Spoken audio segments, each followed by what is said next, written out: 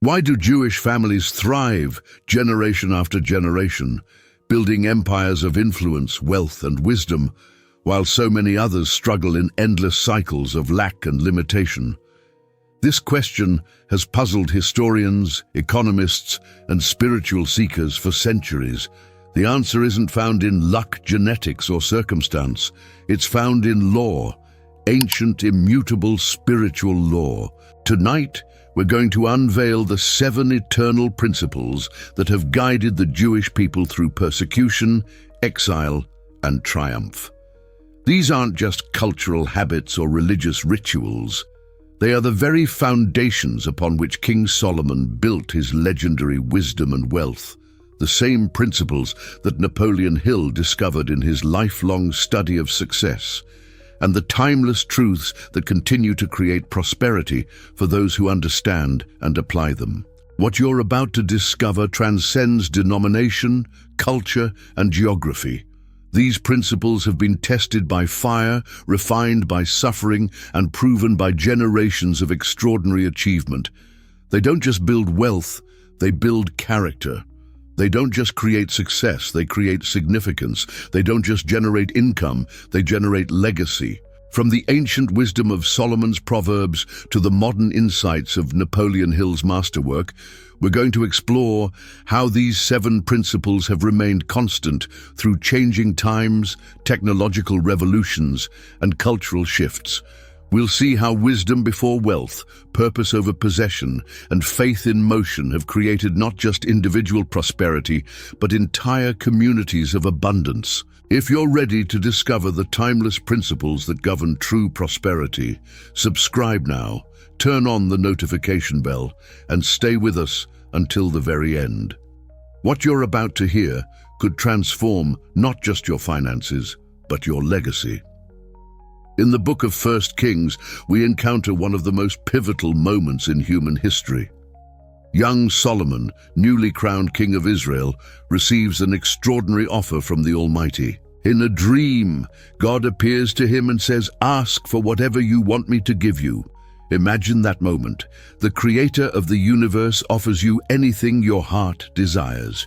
What would you choose?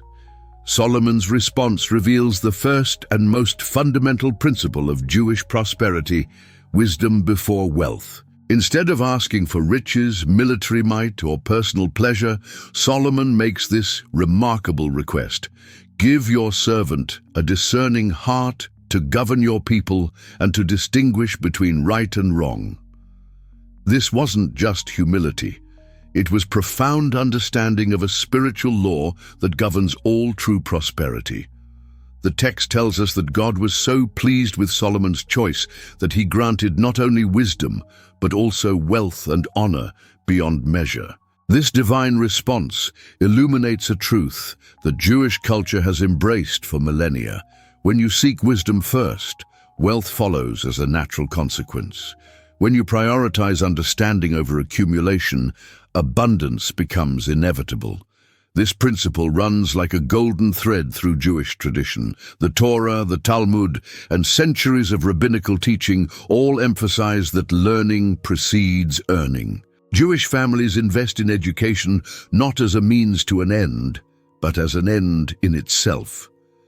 They understand that knowledge is the only asset that multiplies when shared, the only investment that pays dividends across generations. Napoleon Hill discovered this same truth in his extensive research of successful individuals. He found that those who achieved lasting prosperity invariably possessed what he called specialized knowledge, combined with a burning desire to learn. Hill observed that the wealthy didn't just accumulate information, they cultivated wisdom. They understood the difference between knowing facts and understanding principles. In Jewish households, this principle manifests in practical ways that seem almost mystical to outsiders. Children are taught to question, to debate, to think critically.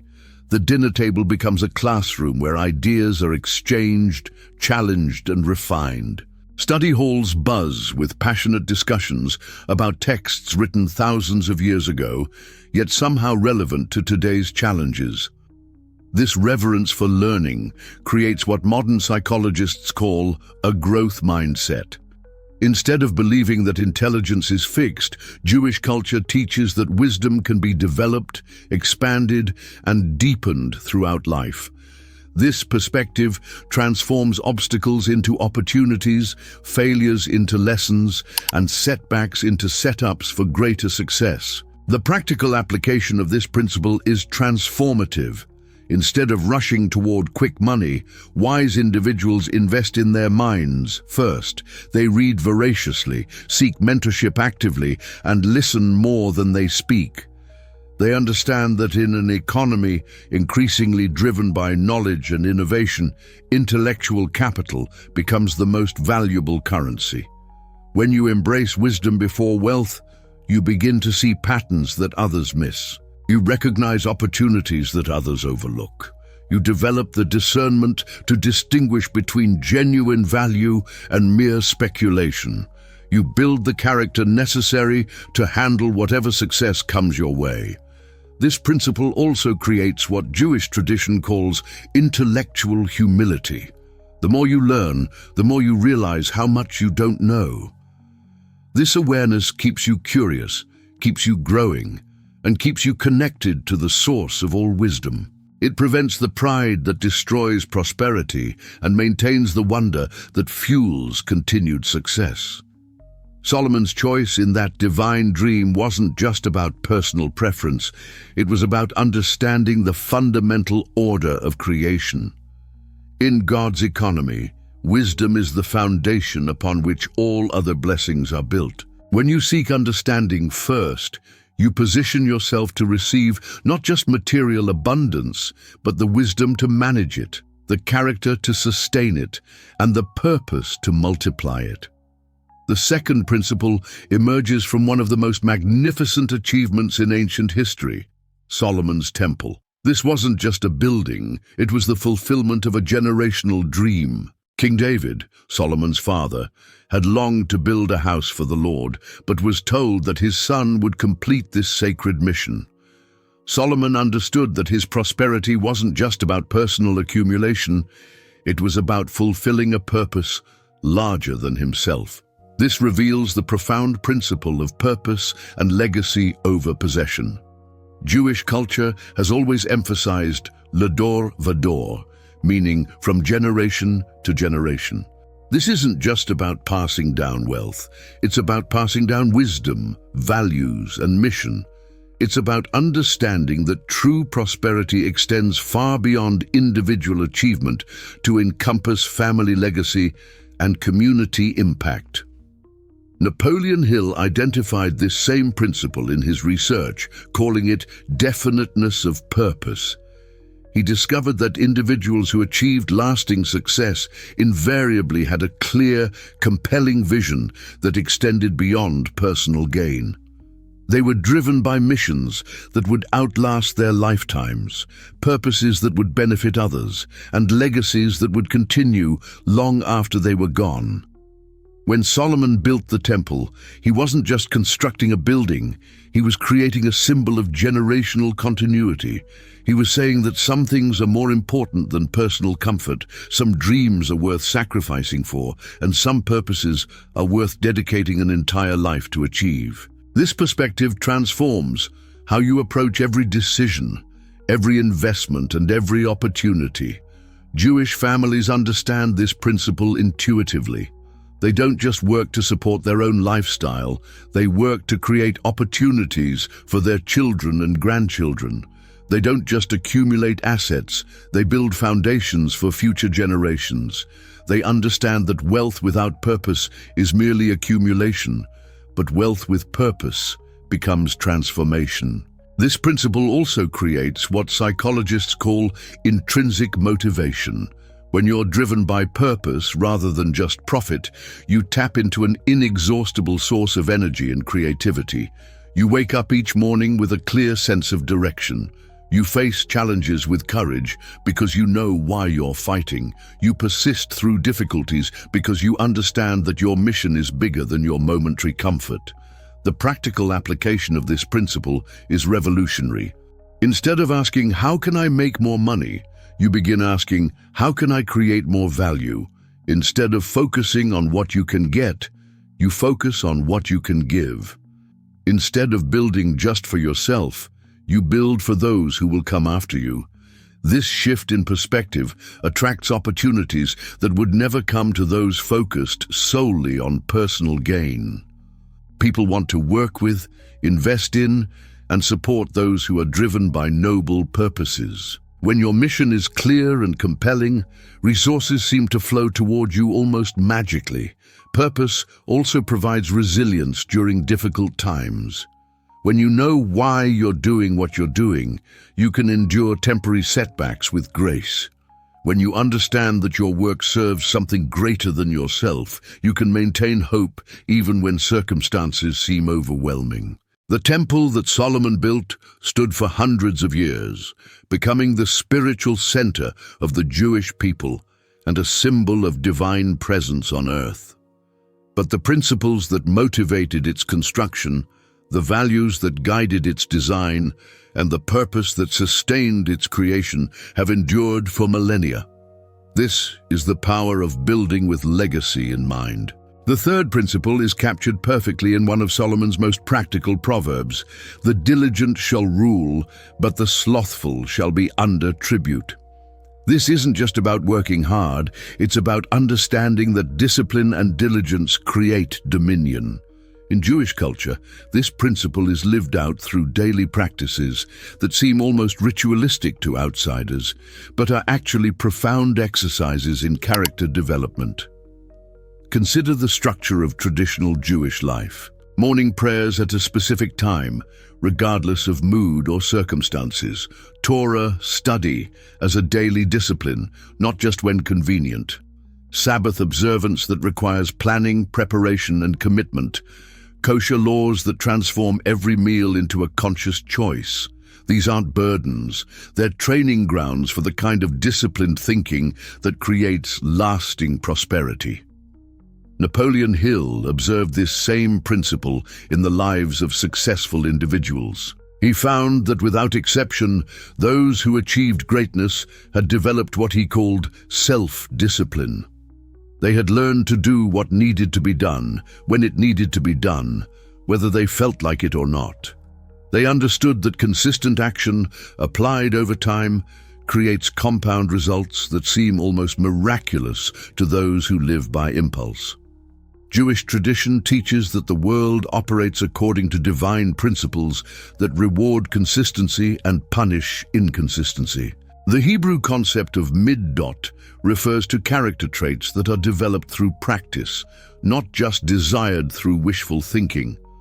Patience, generosity, humility, and persistence are cultivated through daily exercises that strengthen the spiritual muscles necessary for lasting success. This principle recognizes that dominion, whether over circumstances, resources, or opportunities, is never granted to those who can't first exercise dominion over themselves. The person who can't control their impulses will never control their income. The individual who can't discipline their thoughts will never discipline their finances. The one who can't master their habits will never master their market.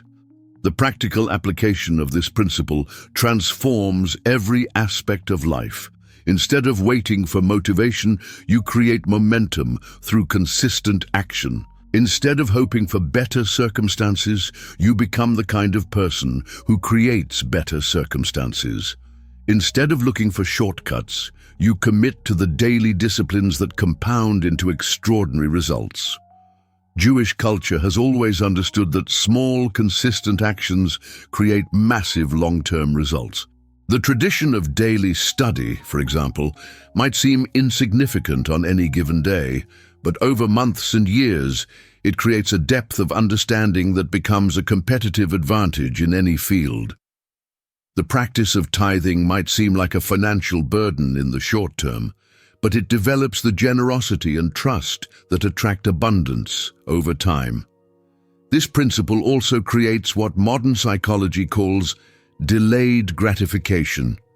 Jewish families teach their children to think long-term, to invest in processes rather than outcomes, and to understand that the most valuable things in life require patience, persistence, and consistent effort.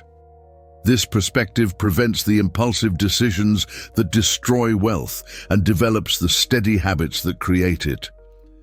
Discipline and diligence also create what economists call human capital. Every day you invest in developing your skills, expanding your knowledge, and strengthening your character. You're increasing your ability to create value in the marketplace. This internal development becomes an external advantage that no economic downturn can take away. The Hebrew word kavod means both glory and weight. This linguistic connection reveals a profound truth. Real glory has weight, substance, and staying power. It's not flashy or superficial. It's built through years of consistent effort, daily discipline, and unwavering commitment to excellence. When you embrace this principle, you begin to see every day as an opportunity to build something lasting.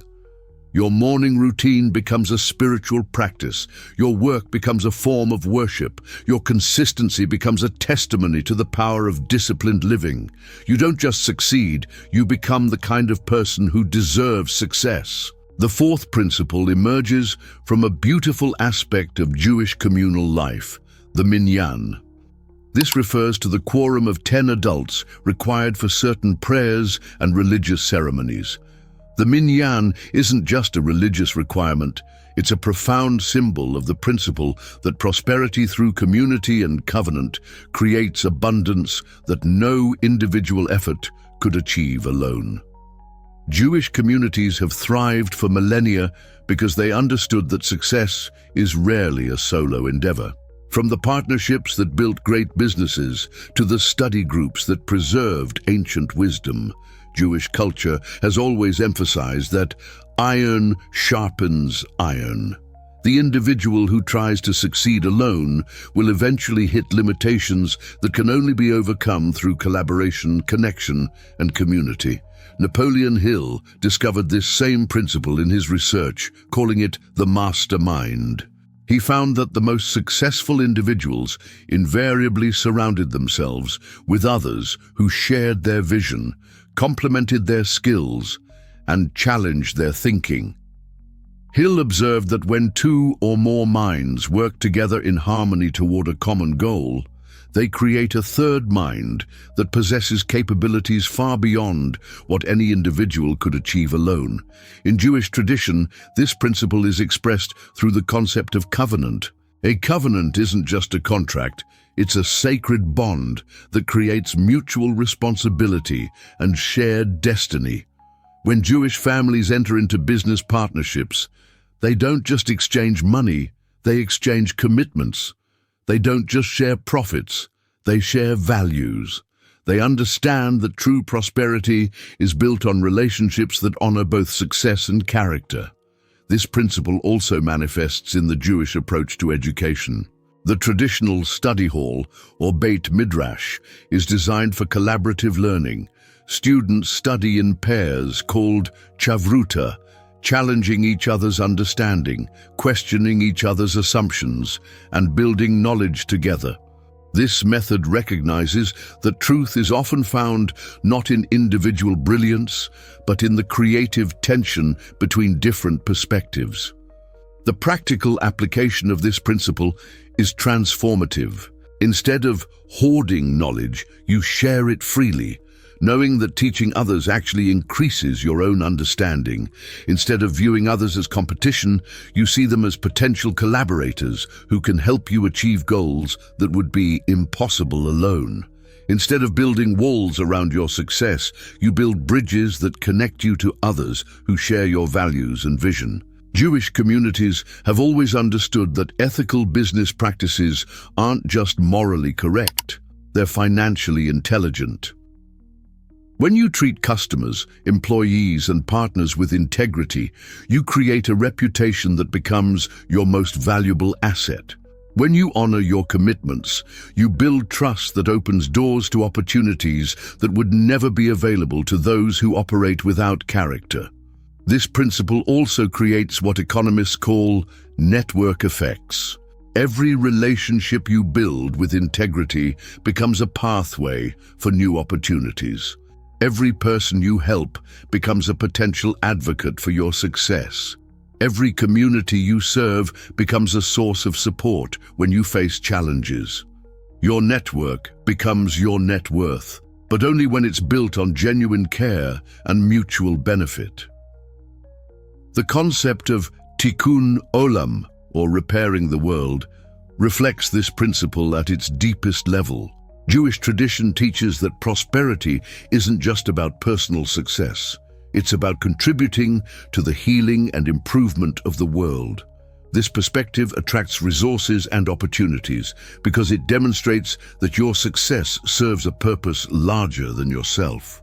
When you embrace this principle, you begin to see business as a form of service, wealth as a tool for blessing others, and success as a platform for making a positive difference. You don't just accumulate assets, you accumulate relationships. You don't just build businesses, you build communities. You don't just create profit, you create purpose. The Minyan reminds us that some of the most important things in life can only be accomplished together. The prayers that require community participation are often the most powerful. The celebrations that involve others are often the most meaningful. The successes that benefit many are often the most lasting. This principle also provides protection during difficult times. When you've invested in authentic relationships, you have access to wisdom, resources, and support that can help you navigate challenges that would overwhelm an individual. When you've served others faithfully, you create a reservoir of goodwill that can sustain you through seasons of difficulty. The fifth principle is embedded in one of the most distinctive aspects of Jewish culture: tzedakah. Often translated as charity, tzedakah actually means justice. This linguistic distinction reveals a profound truth about the principle that generosity unlocks abundance. In Jewish understanding, giving isn't optional benevolence, it's required justice. It's not something you do when you have extra, it's something you do because you understand your role in the cosmic economy. Solomon captured this principle in Proverbs when he wrote, "A generous person will prosper. Whoever refreshes others will be refreshed." This isn't just a nice sentiment, it's a spiritual law that governs how abundance flows through the world. The person who gives freely creates channels through which blessing can flow, while the one who hoards creates blockages that eventually restrict their own prosperity. Jewish families teach their children to give before they receive, to share before they accumulate, and to think about others before thinking about themselves. This isn't just moral training, it's practical education in the laws that govern true prosperity. When you understand that giving creates receiving, you begin to see generosity not as a cost, but as an investment in your own future abundance. Napoleon Hill discovered this same principle in his study of successful individuals. He found that without exception, those who achieved lasting prosperity had developed what he called the habit of going the extra mile. They consistently gave more value than they received, provided more service than they were paid for, and contributed more to others than was required. This approach didn't diminish their success, it multiplied it. The practical application of this principle transforms how you approach every interaction. Instead of asking, "What can I get from this situation?" you begin asking, "What can I give to this situation?" Instead of focusing on what others owe you, you focus on what you can offer others. Instead of waiting for someone else to solve problems, you become the person who creates solutions. This principle also creates what psychologists call abundance mentality. When you give freely, you demonstrate to yourself and others that you trust in the flow of abundance. You show that you believe there's enough for everyone, that helping others succeed doesn't diminish your own opportunities, and that the universe operates according to principles of multiplication rather than scarcity. Jewish tradition teaches that there are different levels of giving, with the highest level being to give in such a way that the recipient doesn't become dependent, but rather becomes capable of giving to others. This approach recognizes that true generosity doesn't just meet immediate needs, it creates long-term capacity for success and contribution. The concept of ma'aseh, or tithing, reflects this principle in practical terms. Jewish families have traditionally given a percentage of their income to support their community, help those in need, and further important causes. This practice isn't just about the money, it's about developing the character traits that create lasting prosperity, trust, generosity, and faith in the flow of abundance. When you embrace this principle, you begin to see every interaction as an opportunity to create value for others. Your business becomes a platform for serving customers, not just extracting profit. Your wealth becomes a tool for blessing others, not just accumulating possessions. Your success becomes a means of lifting others, not just elevating yourself. This principle also creates what economists call social capital. When you consistently give value to others, you build relationships based on trust and mutual benefit. People want to work with you, invest in you, and recommend you to others. Your reputation becomes your most valuable asset, opening doors to opportunities that would never be available to those who operate from scarcity. The Hebrew word bracha means blessing, but it also means increase. This linguistic connection reveals a profound truth. When you bless others, you create increase in your own life. When you become a source of blessing to others, you position yourself to receive blessing from unexpected sources. Generosity also creates what spiritual traditions call flow. When you give freely, you create movement in your financial life. Money doesn't stagnate, opportunities don't become blocked, and resources don't become hoarded. Instead, you create a dynamic system where abundance flows through you, not just to you. This principle recognizes that hoarding is actually a form of spiritual poverty. The person who accumulates without giving eventually discovers that their wealth owns them rather than serving them. But the person who gives generously discovers that their wealth becomes a tool for creating more wealth, more opportunities, and more abundance. The sixth principle emerges from one of the most distinctive practices in Jewish life, the Sabbath. In a culture that often equates productivity with worth and busyness with importance, the principle of honor time, Sabbath, and spiritual rhythm offers a radically different approach to prosperity. This isn't just about religious observance, it's about understanding that rest is not the absence of work, but the presence of restoration. Jewish tradition teaches that the Sabbath isn't just a day off, it's a day up.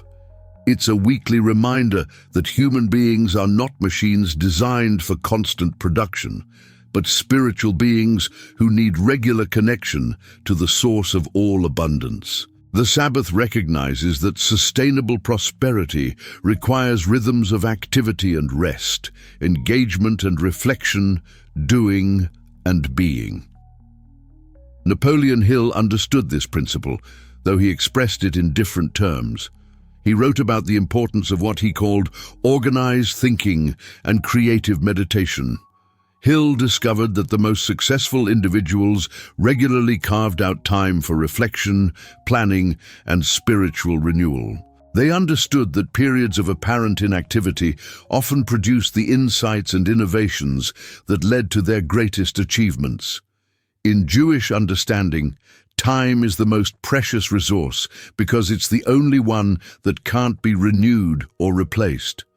The Hebrew phrase Zman Kodesh means holy time, recognizing that certain moments are set apart for connection with the divine, relationship with family, and restoration of the soul.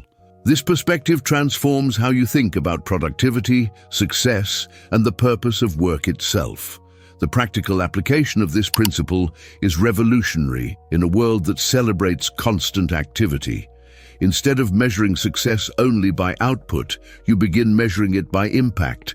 Instead of working harder, you work smarter. Instead of being busy, you become purposeful. Instead of pursuing efficiency at all costs, you pursue effectiveness with wisdom. The Sabbath also creates what psychologists call psychological distance. When you regularly step back from your work, you gain perspective that's impossible to achieve when you're constantly immersed in activity. You see patterns you might otherwise miss, recognize opportunities you might otherwise overlook, and develop solutions you might otherwise never discover. This principle also honors the truth that creativity and innovation often emerge from stillness, not from activity. Jewish tradition teaches that the divine voice is often heard not in the whirlwind of activity, but in the still, small voice that speaks during quiet moments. When you create space for reflection and renewal, you create conditions for breakthrough thinking and inspired action. The concept of menucha refers to the deep rest that comes from being in harmony with divine rhythm. This isn't just physical rest, it's spiritual, emotional, and mental restoration. It's the kind of rest that doesn't just recover from exhaustion, but creates energy for future endeavors. It's rest that doesn't just repair damage, but builds capacity for greater achievement. When you embrace this principle, you begin to see rest as productive, reflection as valuable, and spiritual renewal as essential for lasting success. You don't just work to live, you live to work in harmony with natural and spiritual rhythms. You don't just pursue success, you pursue sustainable success that honors both achievement and well-being. This principle also creates what economists call compound returns. When you invest in regular renewal, you don't just maintain your current level of performance, you increase your capacity for future performance. The energy you gain from proper rest often produces more value than the time you might have spent in additional work. The Sabbath reminds us that we are human beings, not human doings. Our worth isn't determined by our productivity alone, but by our connection to the divine source of all abundance. When you honor this principle, you discover that working from rest is more powerful than working toward rest. Time management becomes spiritual practice when you understand that how you use your time reflects what you truly value. When you protect time for renewal, you demonstrate trust in the principle that sustainable prosperity requires spiritual as well as material cultivation. The seventh and final principle is captured in one of Solomon's most beloved proverbs. Trust in the Lord with all your heart, and lean not on your own understanding. In all your ways submit to him, and he will make your paths straight. This reveals the principle of faith in motion, which recognizes that true prosperity emerges not from human effort alone, but from the dynamic partnership between human action and divine blessing. The Hebrew word emunah is often translated as faith, but it carries a deeper meaning. It's not passive hope or wishful thinking, it's active trust that expresses itself through bold action. It's the kind of faith that steps forward even when the path isn't completely clear, that takes risks even when the outcome isn't guaranteed, and that persists even when circumstances seem overwhelming. Jewish history is filled with examples of emunah in action, from Abraham leaving his homeland for an unknown destination to Moses leading the Israelites out of Egypt, from the rebuilding of the temple after exile to the establishment of Israel after the Holocaust. The Jewish people have consistently demonstrated faith that moves, faith that acts, and faith that creates reality through bold action aligned with divine purpose. Napoleon Hill discovered this same principle in his research, calling it faith and identifying it as the foundation of all achievement. He wrote that faith is the head chemist of the mind and the only known antidote for failure. Hill understood that faith isn't just a religious concept, it's a practical force that transforms thoughts into reality, dreams into achievements, and possibilities into certainties. This principle recognizes that there are two types of faith: faith that waits and faith that works. Jewish tradition emphasizes the latter. It teaches that God helps those who help themselves, that blessing comes to those who position themselves to receive it, and that miracles often emerge from the intersection of preparation and opportunity. The practical application of this principle transforms how you approach every challenge and opportunity. Instead of waiting for perfect conditions, you begin moving toward your goals with the faith that the path will become clear as you walk it. Instead of being paralyzed by uncertainty, you take action based on the best information available, trusting that course corrections will come as needed. This principle also creates what psychologists call self-efficacy, DU. When you combine faith with action, you develop confidence in your ability to influence outcomes, overcome obstacles, and achieve your goals. This confidence becomes a self-fulfilling prophecy, attracting the resources, opportunities, and support necessary to turn faith into reality. Jewish tradition teaches that faith without works is dead, but works without faith are merely human effort. True prosperity emerges when human capability combines with divine blessing, when preparation meets opportunity, and when action aligns with purpose. This partnership creates results that exceed what either element could achieve alone. The concept of hishtadlut refers to the human effort required to activate divine blessing. This principle teaches that you can't just pray for prosperity, you must also work for it. You can't just believe in success, you must also prepare for it. You can't just hope for abundance, you must also create conditions for it. When you embrace this principle, you begin to see every setback as a setup for a comeback, every challenge as an opportunity to demonstrate faith, and every obstacle as a chance to develop the character necessary for lasting success. You don't just work harder, you work with faith. You don't just pursue goals, you pursue them with the confidence that comes from knowing you're aligned with divine purpose. This principle also creates what spiritual traditions call flow state. When you combine faith with action, you often discover that resources appear when needed, opportunities arise at the right moment, and solutions emerge just when they're required. This isn't magic, it's the natural result of positioning yourself to receive the abundance that's always available to those who trust and act. Faith in motion also provides resilience during difficult times. When you know that your efforts are part of a larger plan, you can persist through temporary setbacks with grace. When you understand that your work serves a purpose beyond immediate results, you can maintain hope even when circumstances seem overwhelming. The Jewish people have survived and thrived through centuries of persecution, exile, and challenge, because they understood that faith isn't just about believing in better circumstances, it's about creating better circumstances through faith-filled action.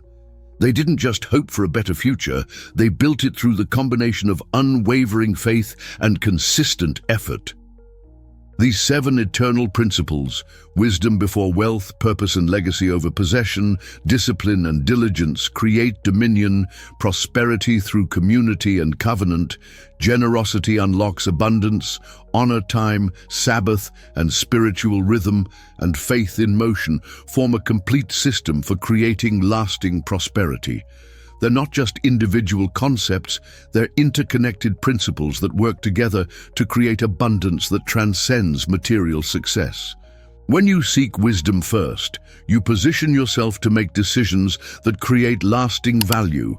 When you live for purpose beyond yourself, you tap into motivation that sustains you through any challenge. When you embrace discipline and diligence, you develop the character necessary to handle whatever success comes your way. When you prioritize community and covenant, you create relationships that multiply your opportunities. When you practice generosity, You position yourself to receive abundance from unexpected sources. When you honor time and spiritual rhythm, you create sustainability that allows success to compound over time. When you combine faith with action, you access power that exceeds human capability alone. These principles have been tested by time, refined by experience, and proven by generations of extraordinary achievement. They've guided Jewish families through periods of prosperity and seasons of challenge. They've created businesses that last for generations, communities that thrive through change, and individuals who make lasting contributions to the world. But these principles aren't just historical curiosities or cultural artifacts. They're living truths that work as powerfully today as they did in Solomon's time. They're practical tools that can transform your financial life, your relationships, your sense of purpose, and your connection to the divine source of all abundance. True prosperity isn't about accumulating possessions, it's about aligning with principles. It's not about manipulating circumstances, it's about positioning yourself to receive blessing. It's not about getting lucky, it's about living according to laws that govern abundance. It's not about taking from others, it's about creating value for others. When you understand and apply these 7 principles, you don't just succeed financially, you succeed as a human being. You don't just create wealth, you create worth. You don't just build businesses, you build character. You don't just achieve goals, you achieve significance. The path to lasting prosperity isn't found in get-rich-quick schemes or market manipulation. It's found in the ancient wisdom that has guided humanity's greatest achievements. It's found in principles that honor both success and service, both achievement and character, both individual prosperity and community flourishing. You were not born to struggle with lack, to accept limitation, or to settle for mediocrity. You were born to discover your purpose, develop your potential, and create prosperity that serves not just yourself, but all those whose lives you touch. You were born not just to survive, but to thrive, not just to exist, but to build. These 7 principles are your inheritance, your opportunity, and your responsibility. They're not just ideas to consider, they're truths to live by. They're not just concepts to understand, they're principles to apply. They're not just wisdom to appreciate, they're tools to use. The choice is yours. You can continue living by impulse, hoping for luck, and accepting whatever circumstances bring. Or you can choose to live by law, to align with principles, and to create the prosperity that's your birthright. You can choose to embrace the wisdom of the ages and apply it to the opportunities of today. If these eternal principles awaken something in you, subscribe now, share this video with someone you care about, and leave a comment below telling us which principle spoke to your soul. You were not born to survive. You were born to build. See you in the next episode of Eternal Wisdom and Abundant Life.